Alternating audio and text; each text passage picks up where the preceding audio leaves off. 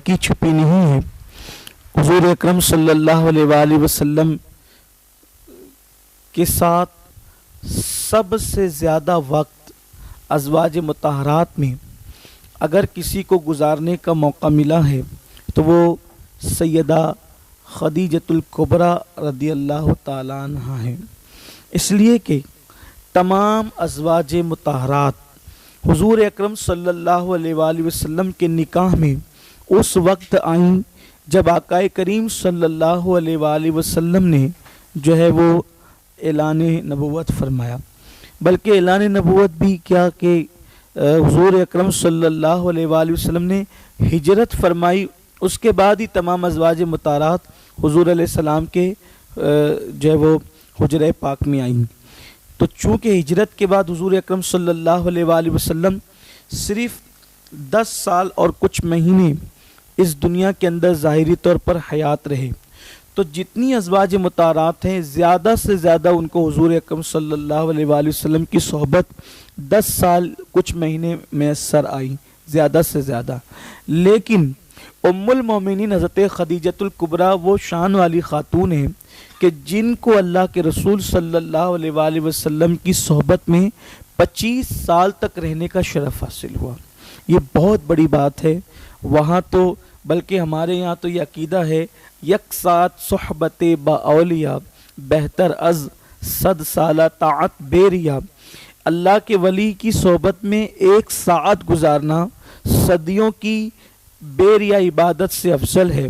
تو جس نے 25 سال اپنی زندگی کے حضور اکرم صلی اللہ علیہ وآلہ وسلم کے قرب خاص میں گزارے، اس خاتون کی عظمت، بزرگی اور ان کی شان کا عالم کیا ہوگا۔ ام المومنین حضرت خدیجۃ الکبریٰ رضی اللہ تعالیٰ عنہ چونکہ یہ قریش سے تعلق رکھتی، قریشی خاتون ہی ہیں، اور جناب غالب پر جا کر ان کا سلسلہ حضور اکرم صلی اللہ علیہ وآلہ وسلم کے سلسلہ نسب سے متصل ہو جاتا ہے، یعنی حضرت غالب پر جا کر حضور اکرم صلی اللہ علیہ وسلم کے اجداد میں ایک نام ہے حضرت غالب، جو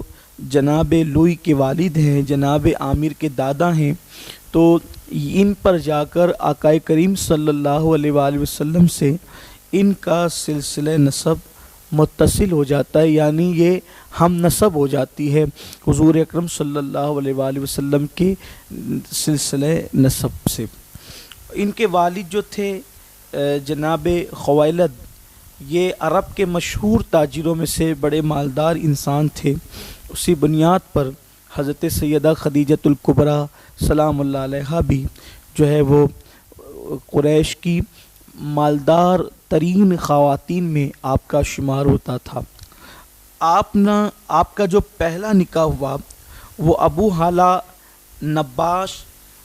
بن ابو زرارہ سے ہوا، اور اس کے بعد ان کے یہاں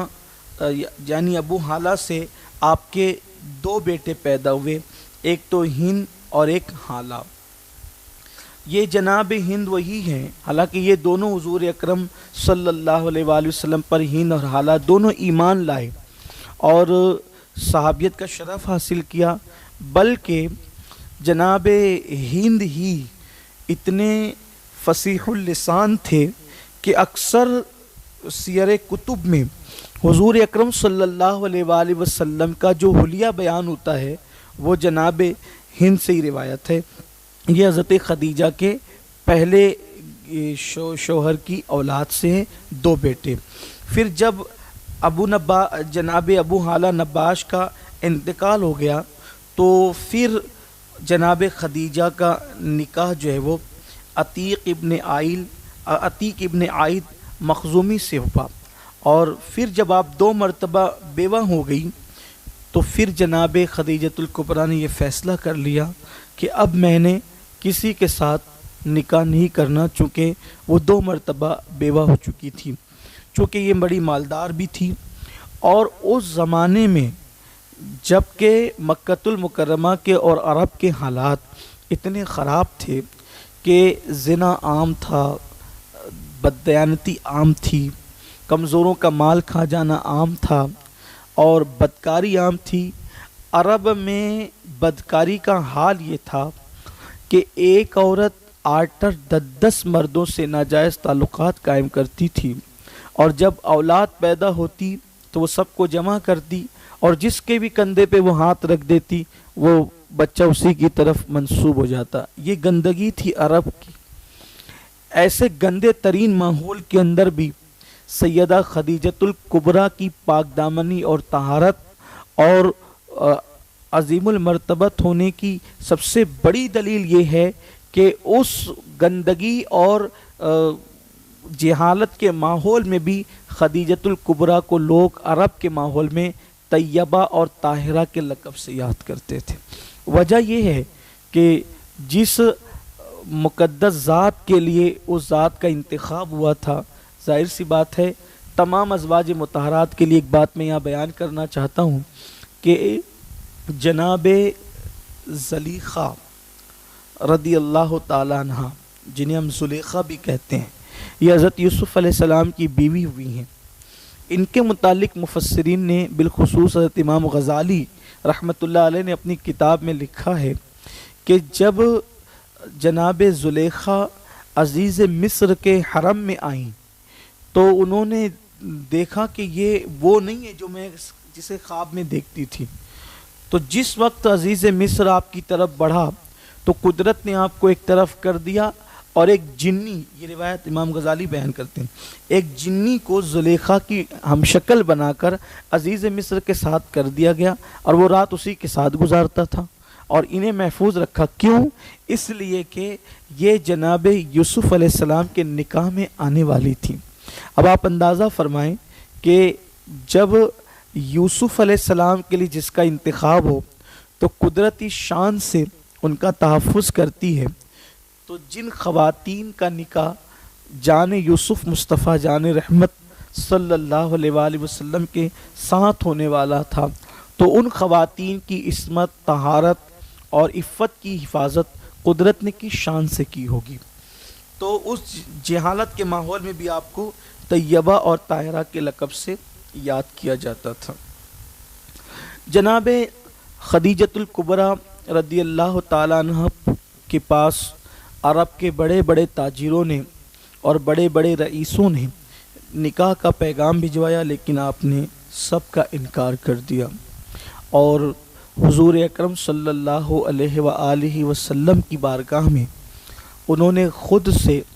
نکاح کی عرضی اپنی سہیلی کے ذریعے سے، جس کا نام نفیسہ تھا، وہ پیش کروائی۔ اس کی وجہ یہ بنی کہ اہل سیر لکھتے ہیں کہ جناب خدیجۃ الکبریٰ نے ایک دن خواب دیکھا کہ ان کے گھر میں آفتاب اتر آیا اور اس کا نور تمام مکۃ المکرمہ کے گھروں کے اندر پھیل گیا۔ جب آفتاب، اس سورج کی روشنی جناب خدیجۃ الکبریٰ کے جو وہ گود میں آفتاب اتر آتا ہے اور اس کی روشنی مکے کے ہر گھر میں پھیل جاتی ہے، تو یہ خواب دیکھنے کے بعد اپنے چچا زاد بھائی ورقہ بن نوفل سے اس کی تعبیر سننے کے لیے ان کی بارگاہ میں حاضر ہوتی ہیں۔ تو ورقہ بن نوفل کہتے ہیں جو خواب تم نے دیکھا ہے، اگر یہ خواب سچا ہے تو تم نبی آخر الزمان صلی اللہ علیہ وآلہ وسلم کی بیوی بننے کا شرف حاصل کرو گی اور ان کے ساتھ تمہارا نکاح ہوگا۔ خدیجہ کو ایک خیال آیا، جناب سیدہ خدیجہ کو، کہ عرب کے اس ماحول میں وہ کون ہوگا جس کے سر پر ختم نبوت کا تاج سجایا گیا ہے۔ اور پھر قدرت کی شان کہ جناب خدیجۃ الکبریٰ رضی اللہ تعالیٰ عنہ کا حال یہ تھا کہ چونکہ آپ خاتون تھی، عورت تھی، مکے کے لوگ جو ہے آپ کا مال لے جاتے، خیانت بھی کرتے، کبھی کھا بھی جاتے۔ حضرت خدیجہ کو کسی ایسے شخص کی تلاش تھی جو بڑی دیانتداری کے ساتھ آپ کے مال تجارت کو حفاظت سے لے جائے، طاقتور بھی ہو، قوت والا بھی ہو، دیانتدار بھی ہو۔ تو کسی نے جناب خدیجہ سے کہا کہ خدیجہ، تمہاری اس مشکل کو اگر کوئی حل کر سکتا ہے تو وہ مکے کے سردار جناب ابو طالب حل کر سکتے ہیں۔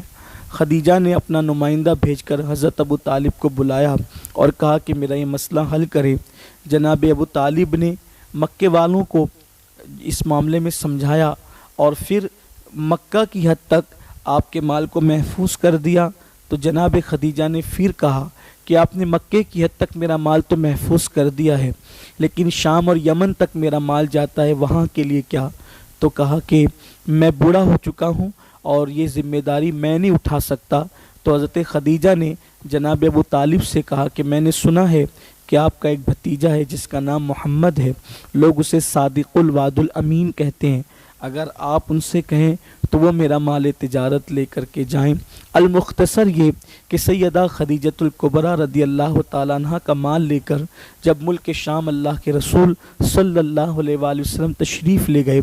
اور آپ نے اپنے غلام میسرہ کو جناب مصطفیٰ کریم صلی اللہ علیہ وآلہ وسلم کے ساتھ کر دیا، اور جب آپ واپس آئے تو جتنا منافع اور لوگ لاتے تھے اس سے کئی گنا منافع اللہ کے رسول علیہ السلام لائے۔ خدیجہ اپنے بالا خانے پر، جسے ہم ٹیرس بھی کہہ سکتے ہیں، بیٹھ کر کے یہ قافلے کے آنے کا منظر دیکھ رہی تھی۔ خدیجہ خود فرماتی، سیدہ خدیجہ رضی اللہ تعالیٰ عنہ خود فرماتی ہیں کہ جس وقت وہ قافلہ آ رہا تھا، گرد غبار اور دھول میں سب کے چہرے چھپے ہوئے تھے، لیکن اس دھول میں بھی ایک چہرہ چمکتا ہوا نظر آ رہا تھا۔ خدیجہ نے اپنی سہیلی سے اس چہرے کی طرف نشاندہی کی، وہ چہرہ کسی اور کا نہیں تھا، وہ چہرہ مصطفیٰ جان رحمت بی بی آمنہ کے لال کا چہرہ تھا، خاتم النبیین کا چہرہ تھا۔ ظاہر سی بات ہے جب آسمان کے چاند و سورج پر غبار نہیں ڈالا جا سکتا تو جس کی سواری کی گرد کی خیرات کے صدقے چاند و سورج کو چمکنے کا شعور ملتا ہے، اس کے چہرے پر گرد و غبار کا اثر کیسے پڑ سکتا تھا؟ اللہ کے حبیب علیہ الصلاۃ والتسلیم کی یہ شان دیکھی، اور پھر جناب میسرہ نے یہ بات کہی جناب خدیجہ سے کہ خدیجہ میں نے ان میں کوئی عیب نہیں دیکھا، ان کا حال یہ ہے جب وہ چلتے ہیں تو بادل سایہ کرتا ہے، گرد و غبار ان کے لباس کو میلا نہیں کرتا، جب وہ درختوں کے پاس آتے تو سوکھے درخت ہرے ہو جاتے ہیں، بکریاں ان کو سجدہ کرتی ہیں، جانور ان کو سجدہ کرتے ہیں، لوگ ان کے ساتھ احترام سے پیش آتے ہیں۔ میں نے پورے 2 مہینے کے سفر میں کبھی بھی ان کو جھوٹ بولتے نہیں دیکھا، کبھی بھی میں نے ان کو قسم کھاتے نہیں دیکھا، اس طرح کی یہ ساری چیزیں بتائی۔ آخر خدیجہ نے کہا میسرہ کوئی عیب ہو تو وہ بیان کر دو۔ جناب میسرہ کہتے ہیں کہ اگر میرے ایک ہاتھ میں چاند اور دوسرے ہاتھ میں سورج لا کر رکھ دیا جائے اور پھر مجھ سے پوچھا جائے کہ میں نے محمد میں سفر میں کیا عیب دیکھے تو میں کہوں گا واللہ یہ ایک ایسی ذات ہے جسے خدا نے بے عیب پیدا کیا ہے۔ حضرت خدیجۃ الکبریٰ آپ کی زندگی کے واقعات سن کر بڑی متاثر تھی، اور وہ گرد و غبار میں چمکتا ہوا چہرہ، اور پھر یہ بات کوئی ڈھکی چھپی نہیں ہے، یہ تو پوری دنیا کے اندر دوست اور دشمنوں میں مشہور ہے کہ ہمارے آقا علیہ السلام اتنے خوبصورت تھے، جو دیکھتا دور سے مرعوب ہو جاتا، قریب آتا ان پر فدا ہو جاتا، اس لیے کہ خدا نے حسن ایسا دیا تھا کہ حدیثوں میں آتا ہے، صحابہ کہتے ہیں کہ اگر اللہ قرآن نازل نہ بھی کرتا تو اس نے مصطفیٰ کی جلوہ آرائیاں یہ تھی کہ لوگ حضور کا حسن دیکھ کر مسلمان ہو جاتے، قدرت نے وہ حسن ہی دیا تھا۔ میرے امام کہتے ہیں وہ کمال حسن حضور ہے کہ گمان نقص جہاں نہیں، یہی پھول خار سے دور ہے، یہی شمع ہے کہ دھواں نہیں۔ اور استاد زمن کہتے ہیں کہ کیا حسن ہے اے سید ابرار تمہارا، اللہ بھی ہے طالب دیدار تمہارا۔ بہرحال تو جناب خدیجہ نے پھر اپنی سہیلی جناب نفیسہ سے کہا کہ خدیجہ نفیسہ ایک کام کرو، محمد عربی سے گفتگو کرو کہ وہ میرے ساتھ نکاح کرے، اور نفیسہ بارگاہ مصطفیٰ جان رحمت میں حاضر ہوئی۔ ابھی اللہ کے حبیب علیہ السلام کی عمر شریف 25 سال کے قریب ہو رہی تھی۔ میں قربان جب میں تصور کرتا ہوں تو بہت عجیب خوشگوار حیرانی میں پڑ جاتا ہوں کہ جس کو 40 سال 50 سال 63 سال کی عمر میں حسن والا دیکھ کر لوگوں نے کہا کہ وہ ایسے تھے اور وہ ایسے تھے اور وہ جوان تھے، وہ جوان تھے، وہ جوان تھے، جس کو 63 سال کی عمر میں لوگ دیکھ کر کہتے ہیں کہ وہ جوان تھے اور اتنے خوبصورت تھے، 25 سال کی عمر میں ان کے حسن کے جوبنوں کا حال کیا ہوگا۔ واللہ کائنات کا حسن جس کے تلووں کی بلائیں لیتا ہوگا، واللہ حسن کائنات سمٹ جائے، حسن کائنات سمٹ جائے تو مصطفیٰ جان رحمت کے تلووں کے دھون کی خیرات حاصل کرتا ہے، اور حسن کائنات اگر بکھر جائے تو مصطفیٰ جان رحمت کی کہ رخ ودہا کی خیرات مانگتا ہوا نظر آتا ہے۔ اس حسن کو کیا کہیں، کیا نام دیں، بلکہ میں تو یہ کہتا ہوں کہ وہ صرف حسن ہی نہیں ہے بلکہ جان حسن ہے، وہ مسیحا ہی نہیں ہے، جان مسیحا ہے، وہ صرف روح ہی نہیں ہے بلکہ روح الارواح ہے، وہ ارواحوں کی روح ہے، وہ کائنات کی روح ہے وہ، اور ایک جناب خدیجہ کا مقدر تھا، جان شرافت کان شرافت، جان حیا کان حیا، جان سخا کان سخا، ساری خوبیاں جس میں ایک جگہ جمع ہے، واللہ العظیم کہ جو خوبی ہو سکتی تھی ہر خوبی اللہ نے اپنے محبوب کے اندر جمع فرما دی تھی، اور وہ جلوہ جہاں آرا، وہ حسن خوباں جب جناب خدیجہ نے دیکھا اور معرفت حاصل کر لی تو یہ طے کیا کہ نفیسہ جاؤ اور بات کرو، لیکن جناب نفیسہ جب گئی ہیں اور حضور اکرم صلی اللہ علیہ وآلہ وسلم سے گفتگو کی ہے تو جناب مصطفیٰ کریم صلی اللہ علیہ وآلہ وسلم نے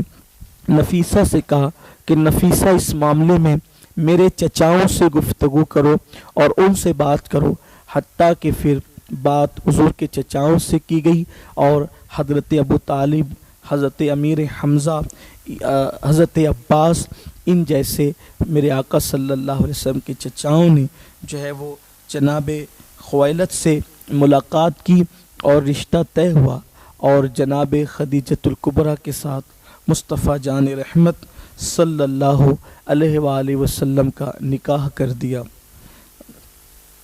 اب نکاح کی بڑی تفصیل ہے، لیکن چونکہ یہ درس ہمارا بڑا مختصر ہے اس لیے بہت ساری چیزیں اس میں ہم یعنی کہ بیان نہیں کر سکتے اور نہ اتنا ہو سکتا ہے۔ نکاح کے بعد حضرت خدیجۃ الکبریٰ نے جتنا مال تھا، ابھی حضور نے اعلان نبوت نہیں فرمایا تھا، ظاہر سی بات ہے آپ سن چکے ہیں کہ حضور علیہ السلام کی عمر شریف 25 سال تھی اور جناب خدیجۃ الکبریٰ کی عمر شریف 40 سال تھی، اور سیدہ خدیجۃ الکبریٰ کو قدرت نے بہت حسن سے نوازا تھا، تو حضرت خدیجۃ الکبریٰ نے اپنا سارا مال مصطفیٰ جان رحمت صلی اللہ علیہ وآلہ وسلم کی خدمت میں پیش کر دیا۔ بعض سیرت نگاروں نے تو یہاں تک لکھا ہے کہ جب انہوں نے اپنا مال حضور علیہ السلام کی بارگاہ میں پیش کیا تو مال کا ڈھیر اتنا لگ گیا کہ ایک طرف جناب خدیجہ تھی، دوسری طرف مصطفیٰ جان رحمت صلی اللہ علیہ وسلم، مال کے ڈھیر میں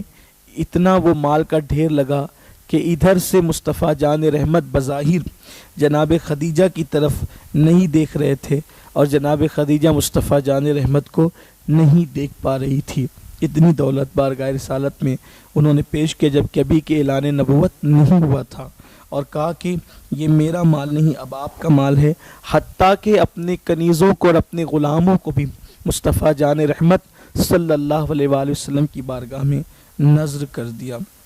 آقا علیہ الصلوۃ والتسلیم کا ان دنوں معمول یہ تھا کہ اللہ کے حبیب صلی اللہ علیہ وآلہ وسلم ستو اور پانی لے کر غار حرا میں تشریف لے جاتے اور وہاں اللہ کی عبادت کرتے۔ جو لوگ جبل نور غار حرا گئے ہیں وہ جانتے ہیں کہ جناب خدیجۃ الکبریٰ کی حضور سے محبت، قربانیاں، الفت کتنی عظیم تھی کہ میرے آقا صلی اللہ علیہ وآلہ وسلم کی بارگاہ میں وہ کھانا پہنچانے کے لیے تشریف لے جاتی تھی۔ اللہ اکبر، آدمی وہ غار ایک مرتبہ چڑھ جائے تو 2-3 دن تک کے اس کے لیے چلنا پھرنا دشوار ہو جاتا ہے، اتنا تھک جاتا ہے، لیکن جناب خدیجۃ الکبریٰ رضی اللہ تعالیٰ عنہ کھانا لے کر کے جاتی تھی، حضور علیہ السلام کی بارگاہ میں پیش کرتی تھی۔ اور سیدہ خدیجۃ الکبریٰ کی سب سے بڑی خصوصیت ہم جس کو قرار دے سکتے ہیں وہ یہ ہیں کہ حضور اکرم صلی اللہ علیہ وآلہ وسلم پر جب پہلی وحی نازل ہوئی ہے تو اس وقت سب سے پہلے مطلقاً پوری کائنات میں سب سے پہلے اگر کسی نے حضور علیہ السلام کا کلمہ پڑھا ہے تو وہ جناب سیدہ خدیجۃ الکبریٰ رضی اللہ تعالیٰ کی ذات ہے۔ تفصیل ہمارے یہاں یہ ہے کہ مردوں میں سب سے پہلے سیدنا صدیق اکبر نے کلمہ پڑھا، عورتوں میں سب سے پہلے سیدہ خدیجہ نے پڑھا، بچوں میں سب سے پہلے مولا کائنات مولا علی نے پڑھا، غلاموں میں سب سے پہلے زید بن حارثہ نے پڑھا۔ لیکن اگر درایت اور روایات سب کو یکجا کر کے مطلقاً اگر سب سے پہلے پوری امت میں کسی کو کلمہ پڑھنے کا شرف حاصل ہے جس پر پوری امت کا اتفاق ہے تو وہ خدیجۃ الکبریٰ رضی اللہ تعالیٰ عنہ کی ذات ہے۔ اور حضور اکرم صلی اللہ علیہ وآلہ وسلم پر پیر کے دن پہلی وحی نازل ہوتی ہے، اور پیر کے دن ہی ام المومنین خدیجۃ الکبریٰ حضور علیہ السلام کے ساتھ نماز پڑھتی ہیں۔ یہ سیدہ خدیجۃ الکبریٰ رضی اللہ عنہ کی شان ہے۔ اور پھر جب آقا علیہ السلام پہ پہلی وحی نازل ہوئی تو بہت ساری چیزیں ہوئی، اور وہ لے کر گئیں جناب ورقہ بن نوفل کے پاس حضور علیہ السلام کو، اور کہا کہ ایسا ایسا ہوا ہے۔ تو جناب ورقہ نے کہا کہ آپ کے پاس وہی آیا تھا جو جناب موسیٰ کے پاس آیا کرتا تھا، یعنی جبریل علیہ السلام، اور آپ اللہ کے نبی ہیں۔ یہاں پہنچ کر کچھ لوگوں کو ایک اشکال ہوتا ہے کہ سارے انبیاء کرام جو ہے وہ ان کو پتہ ہے جب ان پہ وحی آئی کہ تو اور انہوں نے اعلان کیا کہ وہ اللہ کے نبی وہ اللہ کے نبی ہے، حضور پر وحی آئی اور حضور کو پتہ نہیں، ورقہ بتا رہے ہیں کہ آپ اللہ کے نبی ہیں۔ حضور کو پتہ ہے، اللہ کے رسول صلی اللہ علیہ وآلہ وسلم کو تو اس دن بھی پتہ ہے جس دن وہ پیدا ہوئے تھے، اسی لیے تو انہوں نے جب پیدائش کے وقت سجدے میں سر رکھ کے کہا نا رب حبلی امتی، اور پھر اللہ کے رسول علیہ السلام 6 سال کی عمر میں جب مدینہ منورہ اپنی والدہ کے ساتھ گئے تو اس وقت حضور فرماتے ہیں کہ جو پتھر مجھ پہ درود پڑھتے تھے میں ان پتھروں کو ابھی تک پہچانتا ہوں۔ بے شمار واقعات ہیں، لیکن ورقہ سے یہ کہلوانے میں حکمت کیا تھی؟ حضور علیہ السلام نے خود نہیں کہا، ہر نبی نے خود کہا کہ میں اللہ کا نبی ہوں، لیکن حضور علیہ السلام نے جو وحی نازل ہونے کے بعد خود نہیں کہا، پہلے ورقہ نے کہا نا۔ یہ بھی حضور کی شان ہے کہ محبوب سب نبی اپنے آپ کی نبوت کا اعلان کریں گے، اور آپ وہ نبی ہیں کہ آپ چپ رہیں گے اور ہم کسی اور سے آپ کی نبوت کا اعلان کرائیں گے۔ یہ بھی حضور علیہ السلام کی شان ہے، تو یہاں اشکال نہیں پیدا ہونا چاہیے۔ اور حضور اکرم صلی اللہ علیہ وآلہ وسلم کی بڑی شانیں، کبھی انشاءاللہ اس پر موقع ملے تو ہم گفتگو کر سکتے ہیں، لیکن اس درس میں چونکہ خاص امہات المومنین پہ ہم گفتگو کر رہے ہیں، سیدہ خدیجۃ الکبریٰ اس وقت ہمارا عنوان ہے، اور ہمارا وقت بھی جو ہے وہ اب مکمل ہونے کے قریب ہے، اس لیے جلدی جلدی سے بات ہم سمیٹ لیتے ہیں۔ تو سیدہ خدیجۃ الکبریٰ رضی اللہ تعالیٰ عنہ کی شان یہ ہے کہ آپ نے سب سے پہلے کلمہ پڑھا، اور پھر اس کے بعد دوسری بات یہ ہے کہ سب سے پہلے اپنا مال اگر کسی نے بارگاہ رسالت میں پیش کیا ہے وہ بھی سیدہ خدیجۃ الکبریٰ رضی اللہ تعالیٰ عنہ کی ذات ہے۔ اسی طرح جب اللہ کے رسول علیہ السلام باہر کے ماحول سے غمگین ہو کر واپس تشریف لاتے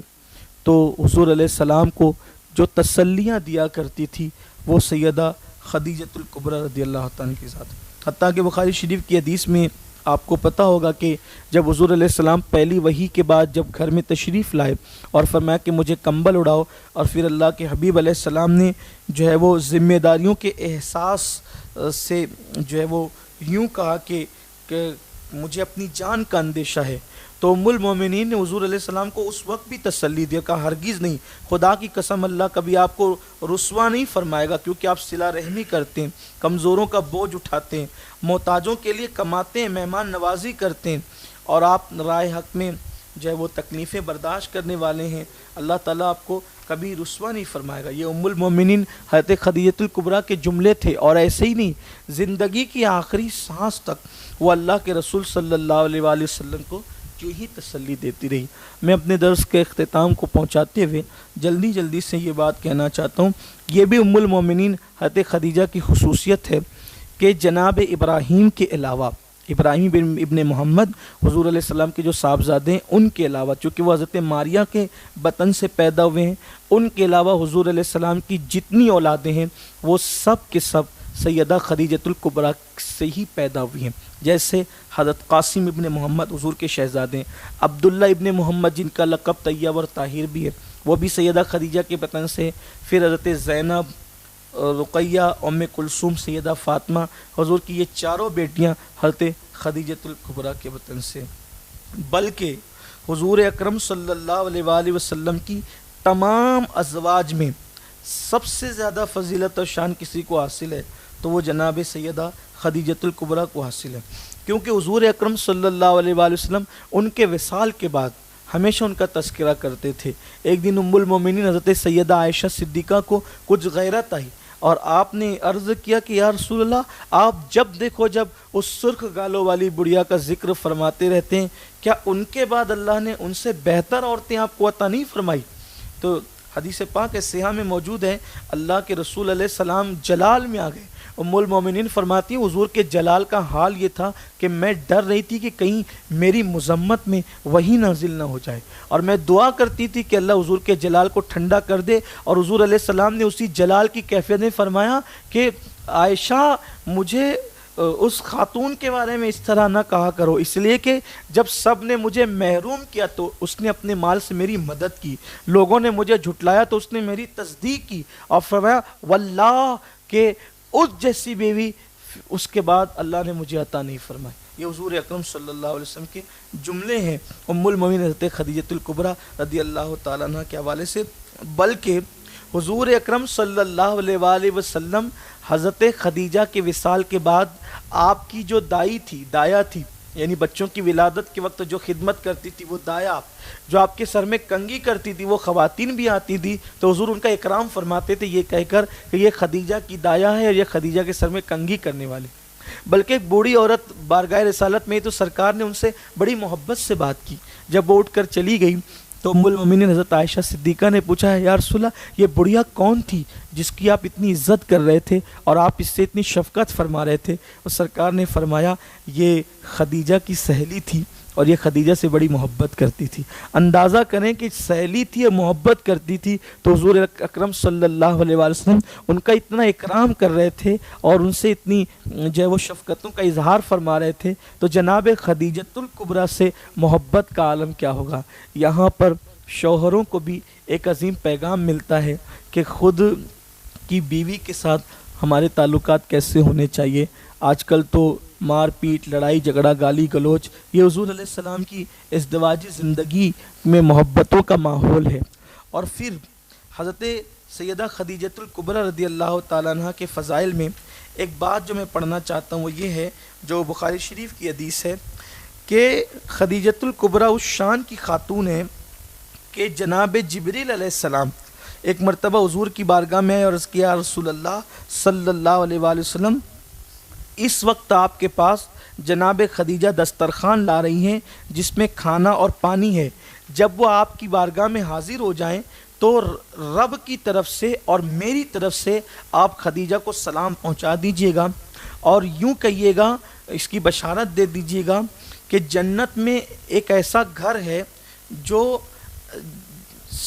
سچے موتیوں سے بنا ہوا ہے، جس میں نہ کوئی شور ہوگا، نہ گل ہوگا، نہ رنج ہوگی، نہ مشقت ہوگی، اور اس کے وہ موتیوں سے جو قبہ بنا ہوا ہے وہ گول ہے۔ آپ اندازہ کریں، جنت کی بشارت بھی ملی، اور جس کو اللہ سلام بھیجے، اللہ جسے سلام بھیجے وہ خدیجۃ الکبریٰ رضی اللہ تعالیٰ عنہ کی ذات ہے۔ اور پھر سب سے بڑی بات یہ بھی ہے کہ اس خاتون کی کیا شان ہوگی کہ جس کی اولاد میں سیدہ فاطمۃ الزہرا رضی اللہ تعالیٰ عنہ جیسی بیٹی ہو۔ حضرت خدیجۃ الکبریٰ رضی اللہ تعالیٰ عنہ ماں ہے شہزادی کونین ملکہ فردوس بری سیدہ فاطمۃ الزہرا رضی اللہ تعالیٰ عنہ کی۔ اب میں اپنی گفتگو کو اختتام پر پہنچاتے ہوئے سیدہ خدیجۃ الکبریٰ رضی اللہ تعالیٰ عنہ کی زندگی کے آخری لمحات کو پیش کر کے اپنی گفتگو مکمل کرتا ہوں، جس سے پتہ چلتا ہے کہ سیدہ خدیجہ کی قربانیاں کیا ہیں۔ سیدہ خدیجۃ الکبریٰ رضی اللہ تعالیٰ عنہ آپ سن چکے ہیں کہ وہ بڑی رئیس تھی، ملکہ تجار کہلاتی تھی اور بہت مالدار تھی، لیکن اسلام کی راہ میں، دین کی راہ میں مال خرچ کرتے کرتے حضرت خدیجۃ الکبریٰ پر وہ وقت بھی آیا کہ جناب سیدہ خدیجہ جب وصال کے مرض میں تشریف لے گئی، مرض وصال میں جب آپ تشریف لے گئی اور اس میں مبتلا ہوئی، تو حضرت خدیجۃ الکبریٰ کے گھر میں چراغ جلانے کے لیے تیل تک موجود نہیں تھا، اور آپ صاحب فراش تھی، بستر پر تھی، اٹھنے کی بھی طاقت نہ تھی۔ آپ کی سہیلی آپ کی بارگاہ میں آئیں، کہنے لگی کہ خدیجہ، مکے میں لوگ باتیں کرتے ہیں کہ خدیجہ نے محمد عربی کا بڑا ساتھ دیا، تعاون کیا، اس لیے اب خدیجہ مرض وصال میں ہے، جب یہ دنیا سے تشریف لے جائے گی، یعنی اس کا انتقال ہو جائے گا، تو عرب کا کوئی بھی سردار آپ کے جنازے میں شریک نہیں ہوگا اور آپ کو مکے کی زمین میں دفن نہیں کیا جائے گا۔ تو سیدہ خدیجۃ الکبریٰ رضی اللہ تعالیٰ عنہ سے ان کی سہیلی کہتی ہے کہ خدیجہ، میں تمہاری بچپن کی سہیلی ہوں، جب میں نے مکے والوں کو یہ کہتے ہوئے سنا ہے تو میں آپ کی خدمت میں آئی ہوں، یہ کہنے کے لیے کہ تم نے نادانی میں جو محمد عربی کا کلمہ پڑھ لیا تھا، تو ایک کام کرو، اب تم محمد عربی کو چھوڑ دو تاکہ مکے کے لوگ شان و شوکت کے ساتھ تمہارا جنازہ اٹھا سکیں۔ حضرت سیدہ خدیجۃ الکبریٰ نے جب یہ جملے سنے جو بالکل تیر کی طرح جو ہے وہ آپ کے دل پر لگے، تو آپ نے فرمایا کیا کہا تم نے؟ کہ میں نے نادانی میں محمد عربی کا کلمہ پڑھا تھا؟ واللہ ہرگز نہیں، عقل و خرد نے کروڑوں مرتبہ میرے قدموں کو بوسے لیے تھے، اس وقت میں نے کلمہ پڑھا تھا، اور میں نے بحیثیت شوہر ان کا کلمہ نہیں پڑھا تھا، میں نے 15 سال تک ان کی زندگی کے شب و روز بہت قریب سے دیکھے، اور میں نے دیکھا ان کے کردار کو، کیریکٹر کو، اور میں انہیں جانتی ہوں کہ جو بندوں کے معاملے میں جھوٹ نہیں بولتا وہ اللہ کے معاملے میں کیسے جھوٹ بول سکتا ہے، اور میں نے بہت سوچ سمجھ کر ان کا کلمہ پڑھا ہے، اور میں کبھی بھی ان کے دامن کرم سے دور نہیں ہو سکتی۔ رہی بات مکے کے لوگ اگر میرے جنازے میں نہ آتے نہ ہیں، اور اگر وہ مجھے مکے کی زمین میں دفن نہیں ہونے دیتے نہ ہونے دیں، مجھے اس کا کوئی ملال نہیں، کوئی غم نہیں ہے، میرا اللہ میرے لیے کافی ہے۔ یہ گفتگو ہو رہی تھی، اتنے میں اللہ کے رسول علیہ السلام تشریف لائے، اور آنے کے بعد جناب خدیجہ سے پوچھا خدیجہ کیسی ہو؟ سیدہ خدیجۃ الکبریٰ نے عرض کی یا رسول اللہ، آپ میری فکر چھوڑ دیں اور آپ مجھے اللہ کے حوالے کر دیں، اس لیے کہ آپ جتنی دیر تک میری خیریت پوچھیں گے آپ اتنی دیر تک جا کر اللہ کے بندوں تک اللہ کا پیغام پہنچائیں، نہ جانے اتنی دیر میں کتنے لوگ کفر کی زنجیریں توڑ کر اسلام کے نور سے اپنے آپ کو منور کر سکیں گے۔ سرکار آپ جائیں اور مجھے اللہ کے بھروسے کریں۔ حضور علیہ السلام جب تشریف لے گئے تو جو آپ کی سہیلی ورغلانے کے لیے آئی تھی وہی کہتی ہے کہ خدیجہ مجھے بھی کلمہ پڑھائیں اور اسلام میں داخل کر لیں۔ سیدہ خدیجہ نے کہا تھا کہ کیوں، تم تو مجھے اسلام سے دور کرنے آئی تھی؟ تو اس خاتون نے کہا کہ خدیجہ، جو مذہب اپنے ماننے والوں کو اتنا یقین عطا کرتا وہ جھوٹا نہیں ہو سکتا، وہ سچا ہے۔ وہ بھی کلمہ پڑھ کے مسلمان ہوئی، اور بالآخر حضرت سیدہ طیبہ طاہرہ خدیجۃ الکبریٰ رضی اللہ تعالیٰ عنہ ہجرت سے 1 سال قبل ماہ رمضان شریف میں مکۃ المکرمہ میں آپ نے 65 سال کی عمر میں وصال فرمایا، اور پھر جو ہے وہ آپ مکۃ المکرمہ کے قبرستان جنت المعلیٰ کے اندر دفن ہوئی۔ حضور اکرم صلی اللہ علیہ وآلہ وسلم نے اپنے ہاتھوں سے ان کو ان کی قبر میں اتارا،